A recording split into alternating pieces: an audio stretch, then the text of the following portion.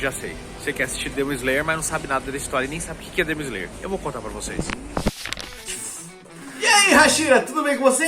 Demon Slayer é o anime da parada, ainda mais nos cinemas. Eu vou explicar pra você exatamente o que você precisa saber da história se você quiser ir no cinema antes de maratonar as 5 temporadas. E vale lembrar, todas as temporadas não tem muitos episódios assim. A primeira tem 26 episódios, a segunda conta com 7 episódios, que é do Treino Infinito. Depois vem mais 2 temporadas com cada uma de 11 episódios e a última com 8 episódios, que é o prelúdio, antes de começar esse filme, onde nossos Hashiras, os nossos caçadores de demônios, vão enfrentar e embrear dentro do mundo dos Onis, na qual eles vão decidir, de uma vez por todas, o futuro do Japão, ou quiçá, da Terra. Pra você saber mais ou menos onde se situa a história de Demon Slayer, ou Kimetsu no Yaiba, acontece no período do Império Taisho, se não tô enganado que fala, em 1912 para 1926, tá?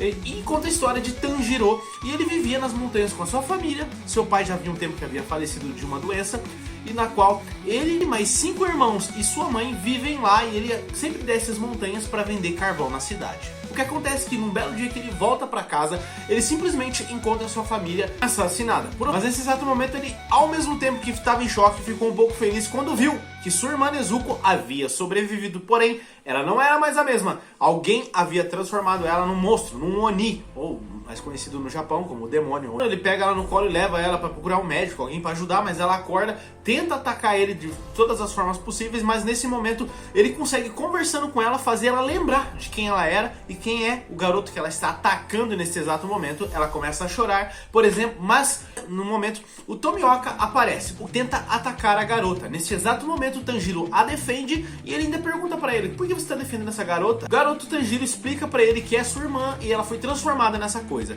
Ao mesmo tempo em que o garoto Kakatana tenta ceifar a vida da sua irmã, Tanjiro luta com unhas e dentes para protegê-la. Ele acaba sendo nocauteado e nesse exato momento o garoto que estava os atacando vê algo que ele não esperava de um Oni. Ela tenta defender o seu irmão. É nesse exato momento que ele toma uma decisão, deixa a garota desacordada, e depois de um tempo em que eles acordam, né, ele diz pra eles que eles precisam ir pra uma certa montanha, na qual um eremita, um senhor que tá lá, vai ajudar eles, e é só dizer o nome dele. E aí nós conhecemos Tomioka Gyu, Hashira da água Tomioka Gyu. Tá, Jamir, o que é Hashira? Nesse mundo existem essas criaturas, existem os civis e existem pessoas treinadas, como se fosse a polícia. Tem polícia também, mas não é o caso. São pessoas treinadas, espadachins, para caçar esses demônios, essas criaturas, tá? Para proteger os seres humanos, para proteger os vilarejos no Japão ou quiçá no mundo. Beleza. A história vai e vem, o Tanjiro chega nesse vilarejo, aí o senhor que tá lá treina ele e fala pra ele: ó, a partir de hoje você vai ser um guerreiro de esquadrão de extermínio para poder acabar com essas criaturas e trazer a paz pro mundo. O Tanjiro, que é o nosso garoto Tanjirinha, né? É uma trocadilho na internet. Ele que só quer saber se a irmã dele vai ter salvação, se a irmã dele vai voltar a ser humana. O senhorzinho que treina ele fala assim: cara, eu acho que tem. Você tem que encontrar o monstro que fez isso com ela, que transformou ela nisso, e acabar com ele de uma vez por todas. O problema é que o monstro que faz isso com as pessoas é Muzan. E esse cara é muito forte. Ele é um que começou tudo isso há muitos anos atrás, no passado, há 500, 600, 1000 anos atrás, tá? Não lembro ao certo quanto tempo. E ele, numa gana de ser imortal, com medo de morrer e tudo mais, ele conseguiu a vida eterna em troca dessa situação, de ser um monstro que devora seres humanos e vive só à noite por aí perambulando. Então ele transforma as pessoas para arranjar um jeito através de mutação, tá, gente? Ele conseguiu uma forma de voltar a andar na luz do dia. Esse é o resumo da ideia dele, tá? Ele é o principal antagonista da história. Então, para acabar com ele, o Tanjiro tem que treinar e ficar mais forte. Meses se passam, o Tanjiro treina, depois ele vai num exame final para ser qualificado para entrar para esse esquadrão de extermínio. Aí nós conhecemos o Inozuki Zenitsu, que é muito comédia, cara. O Zenitsu é muito engraçado. Depois nós conhecemos a Kanao e também o Genya. Esses garotos que eu falei o nome para vocês sobrevivem. Aí eles recebem uma katana, que é uma espada específica forjada pra eles, tá? Com ferreiro e tudo mais. Se não sabe o que é ferreiro, pesquisa na internet, por favor, né? Como? E eles têm um passarinho que anda com eles, ou um urubu, que é responsável de lá na base central dessas pessoas levar a mensagem pra eles. Ó, Tanjiro, você tem uma missão, vai em tal vilarejo que pessoas estão desaparecendo ali. Aí ele vai lá e faz o serviço, entendeu? Aí tem muita luta, a animação tem uma riqueza de detalhes incrível, tá? E o Tanjiro, a princípio, ele treina com estilo de respiração. Os guerreiros que lutam pra caçar essas criaturas, eles lutam com respirações, tipo... Entendeu? E é a técnica deles, eu acho que vocês devem ter entendido. E o Tanjiro luta com a respiração da água, mas também depois ele aprende a respiração do sol. Passou a primeira temporada, no final da primeira temporada, que são 26 capítulos, tá? É a temporada maior que tem. Eles enfrentam uma criatura muito forte, o Zenitsu, que é o garoto que eu falei que é o comédia, e o Inozuki fazem missões juntamente com o Tanjiro. E bem no finalzinho, ele é levado pro QG, depois de uma missão forte que ele fez, que outros caçadores descobrem que ele tá andando com uma Oni do lado dele, que é a irmã dele. Ele é amarrado e vai ser julgado. De frente dele existem Hashiras. O que são Hashiras eu já expliquei pra vocês. São pessoas de mais alta patente de artes da katana dentro desse clã de pessoas que protegem os vilarejos. Aí nós vamos conhecer, eu tive que anotar o nome, que é muita gente, tá? O Rengoku, que é o garoto que luta com o estilo do fogo. Bom, enfim, tem o guerreiro que luta com o estilo da serpente, tem o guerreiro que luta com o estilo do som, o que luta com o estilo dos insetos, o que luta com o estilo da pedra, o que luta com o estilo do vento, o que luta com o estilo da água, que é o Tomioka, que é o garoto que aparece lá no começo da história e dá uma orientação, um norte pro nosso protagonista. E tem a garota que luta com o estilo do amor, ela chama uma gracinha. Se a minha mulher ver esse vídeo, eu tô ferrado. Eles decidem simplesmente, vamos acabar com esse garoto, e já era, né? Ele tá andando com uma criatura que a gente treina pra matar. E ele explica que ela é a irmã dele, que o vilarejo foi atacado, que ele perdeu a família dele. Ele tá indo atrás de uma cura pra garota. É aí que ele conhece o mestre de todas essas pessoas que protegem a humanidade. O nome dele é Obuyashiki. Esse Obuyashiki, visivelmente, na primeira vez que você vê no final da primeira temporada, ele tá doente. Existe uma doença que acomete a família dele, que infelizmente eles não vivem muito. Porém, o pouco período que eles vivem, eles tentam casar, ter filhos para continuar a linhagem e treinar pessoas para se tornarem a última barreira de defesa para a humanidade contra as criaturas, né? Esses Onis, esses demônios. E ele aprova o Tanjiro e a irmã dele porque vê que a garota, por mais que passou 2 anos nessa primeira temporada, a garota nunca se alimentou de seres humanos. Ou seja, ela tá conseguindo ser forte com isso. Acabou essa primeira temporada, ufa! Entra a segunda temporada de 7 capítulos que nós conhecemos. Luas superiores. Joemir, o que é lua superior? Dentro desses Onis tem uma hierarquia dos fracos para os mais fortes. Os mais fortes são conhecidos como os luas superiores. Porque lua, eu não sei, tá? É brincadeira. O que importa é que eles são luas superiores. E nessa segunda temporada nós conhecemos o Akaza, que é o terceiro lua superior, que entra num embate muito forte com o Rengoku. O Rengoku infelizmente falece nessa luta, que é aquele carinha do fogo que eu falei pra vocês. Porém, antes de falecer, ele passa um provérbio, uma filosofia pro Tanjiro muito louca. O Tanjiro tá nessa missão, tá? Vem cá, garoto. Tá na hora da gente ter uma última conversa. Daqui a pouco eu vou partir. Então erga essa cabeça.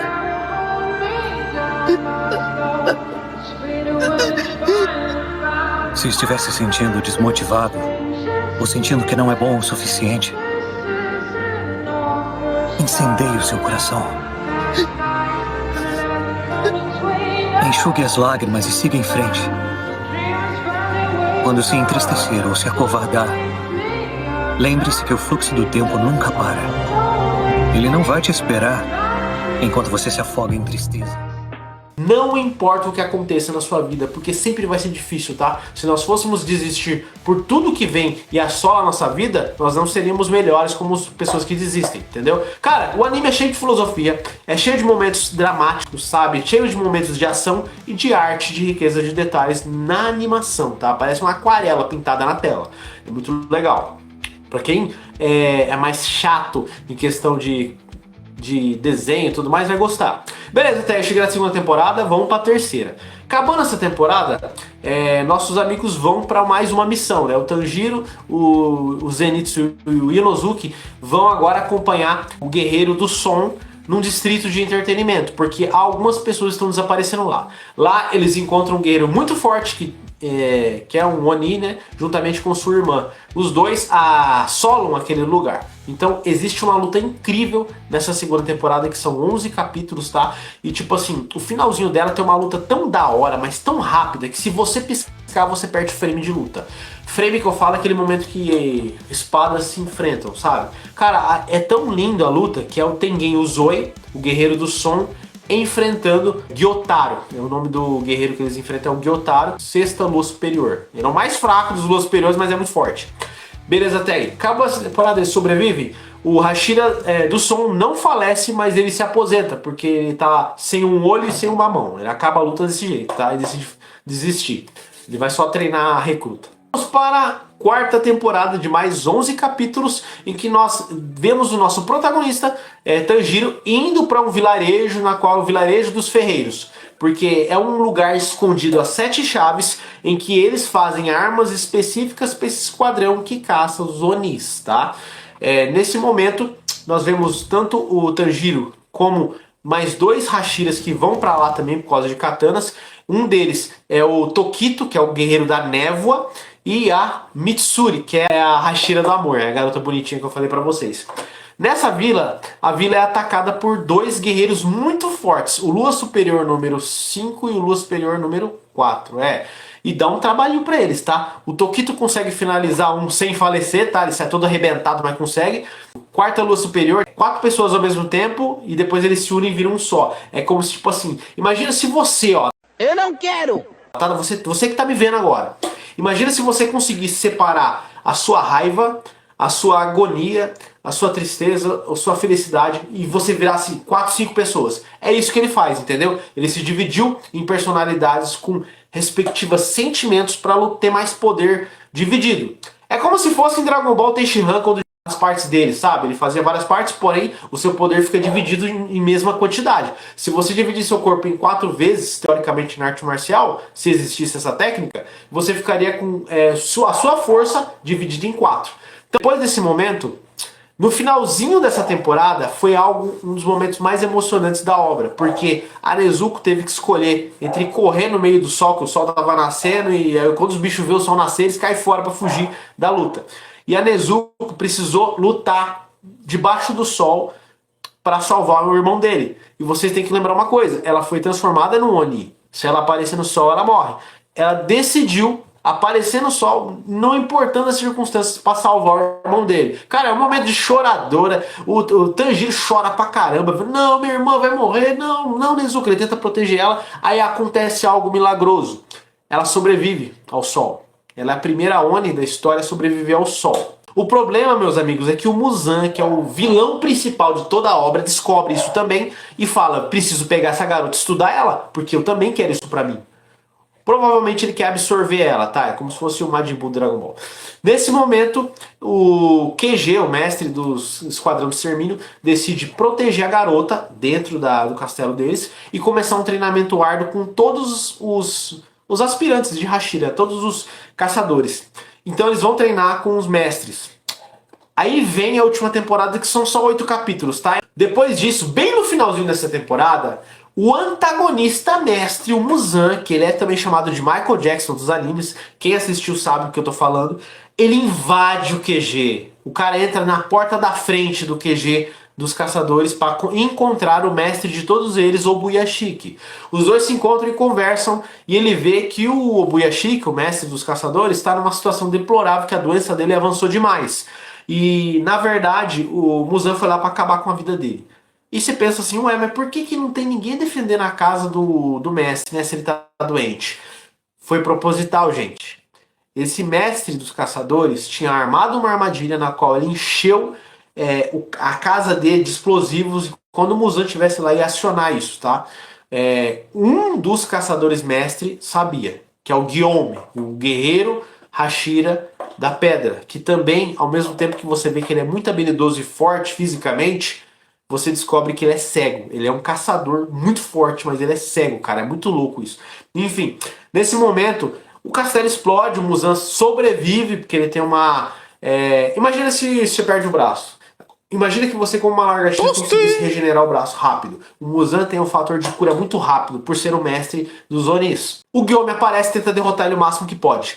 Os outros Hashiras, quando vê que o castelo do mestre deles, que é quase como pra ele explodiu, todos correm, largam o treinamento e correm lá pra caçar o mestre dos Onis. E é a única chance que eles têm de, numa noite, acabar com todas as noites de terror do Japão.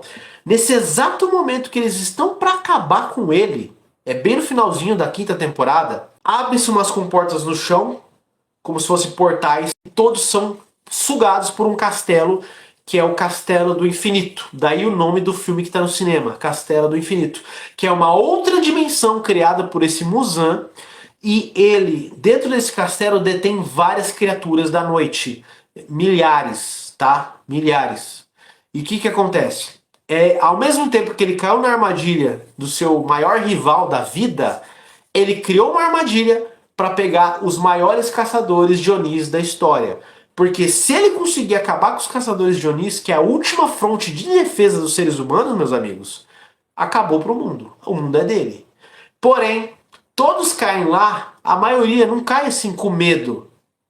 Eles caem determinados que esse castelo aqui, eles estão caindo em outra dimensão. É como se você caísse dentro de um prédio e não tivesse saída. A não ser procurar quem te prendeu lá e acabar com ele. É o que eles têm que fazer. E a 5ª temporada acaba exatamente assim, deixando todo mundo doido. Porque começa a subir as estrelinhas, as letrinhas lá dos créditos, você fica doido. Isso foi ano passado, tá? O Castelo do Infinito que tá saindo agora, que está em cartaz nos cinemas, é o início de uma trilogia que vai acabar com a história de Demon Slayer. A princípio, agora, ressalvas finais pra vocês. Vale a pena ir no cinema assistir? Depende, você tá com condição? Tem algumas pessoas que me dizem que o cinema tá caro, então vai se você gosta muito, entendeu? Assim como um amigo meu me zoou e falou, ô, vai ver anime no cinema. Cara, anime é uma arte, uma qualidade. Tanto a trilha sonora quanto os efeitos especiais é muito bom. E eu confesso também que pra ir no cinema assim, tem sido muito criterioso. Joemir, se eu não ver seu resumo aqui, se eu não tivesse visto seu resumo, e eu só ver isso aqui e eu for lá assistir, eu vou entender? De certa forma você vai entender, porque assim, você vai chegar lá, você vai ver uma cambada de personagens que você não conhece. Eu até tenho um vídeo no canal, depois vocês colam lá, que eu fiz um ranking dos mais fortes, tanto o Hashira quanto os Luas Superiores, tá? Tá no canal aí, vocês podem ver depois, que é muito bacana, tá? E às vezes você acha que um é muito forte, mas tem um mais forte do que você imaginava.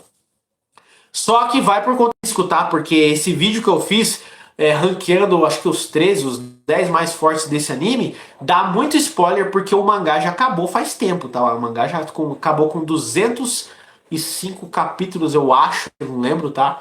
205 capítulos, então se você for ler o mangá ou se você pesquisar, você acha spoiler da história. Beleza, pessoal, chega, vai, vamos assistir aí o Demon Slayer lá no cinema. Forte abraço, tamo junto e bora assistir Demon Slayer, galera.